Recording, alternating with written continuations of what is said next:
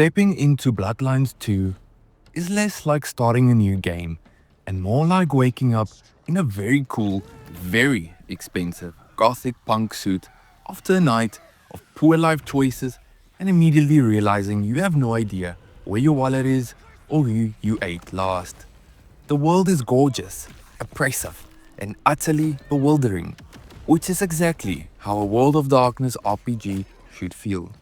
But is it worthy or not? Let's find out. The developers have nailed the atmosphere of a truly miserable but beautiful Seattle.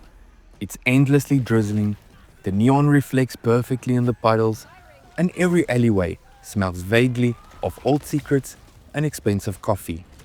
The setting is the true blood-soaked star here, from the brightly lit, slightly pretentious Capitol Hill to the grimy, ancient secrets lurking in Pioneer Square. Each district is a hostile territory, making the act of simply walking down the street feel like a political maneuver. The mood is thick enough to chew on, and it perfectly sets the stage for the constant, paralyzing paranoia of vampiric existence. So simplistic. I will destroy you, Isabella. And when I find your pack, I will destroy them as well. No mercy. I should hope not. Now run, rabbit. Run, rabbit. Run, run, run!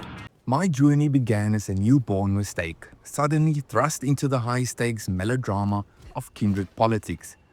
If everyone around me was a veteran chess grandmaster, I was a rook that had just learned what check meant. The early game excels at making you feel like a liability, a nuisance that every shadowy power broker in the city simultaneously wants to control and stake. The script is dense, witty, and often genuinely hilarious, perfectly capturing the high society absurdity of immortal monsters arguing over turf. I spent an embarrassing amount of time agonizing over dialogue options, mainly wondering whether calling an elder a decrepit, self-serving parasite was a power move or a fast-track ticket to a very permanent dirt nap. The heart of the experience is the unending struggle to uphold the Masquerade, while simultaneously trying to eat enough people to power your fancy new supernatural abilities. This creates a wonderfully stressful core loop. Every decision to feed, every slightly too flashy use of your powers has immediate consequences visible in the rising Masquerade violations counter. When I accidentally drained the security guard a little too close to a CCTV camera, the ensuing panic felt deserved. It's a delightful high-wire act between survival and sanity, and the game rewards you for being a thoughtful, clever sociopath.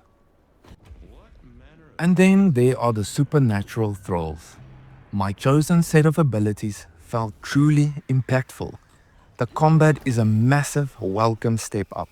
It's fast, brutal, and intuitive. When you activate your disciplines, the world warps into a lively ballet. The feeling of weight and power when you deliver a well-timed, supernaturally enhanced strike is incredibly satisfying. It gives you the feeling of being a creature of immense, frightening strength, perfectly capable of reducing a room full of mortals to a fine red mist, provided you can aim.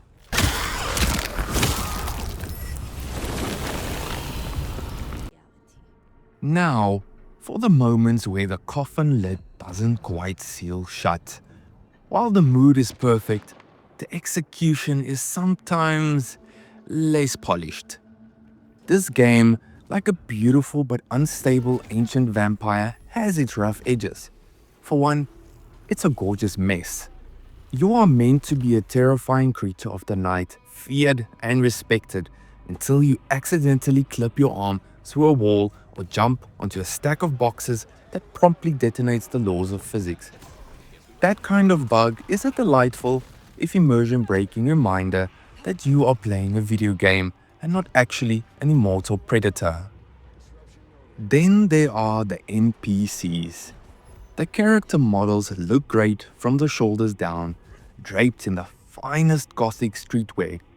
But when they talk, you quickly realize they must have missed the memo on human facial expressions. Their eyes follow you with the unsettling, dead-eyed focus of a taxidermist, and their mouths move with the enthusiasm of a rusty puppet.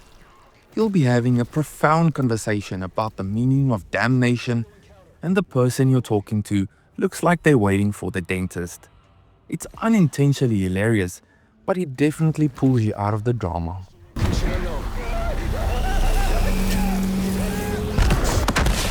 Finally, the pacing.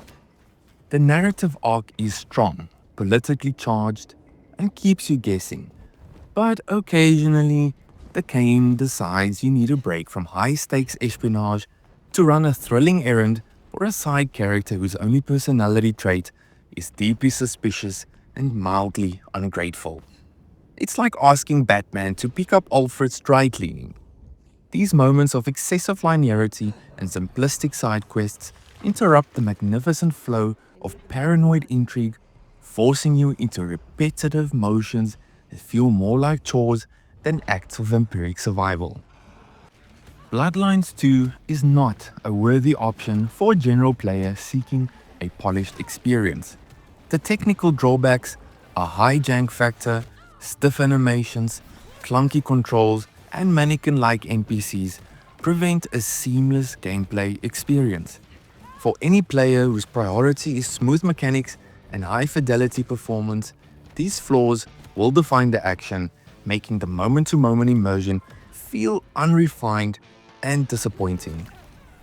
However, it is absolutely worthy for fans of dark narratives and deep role-playing who value story and atmosphere above technical execution. Despite the technical hiccups and the occasional feeling that you are a glorified, blood-drinking Uber Eats driver, Bloodlines 2 delivers on its narrative promises. It succeeds because it understands that the best vampire stories are about surviving the long, brutal night.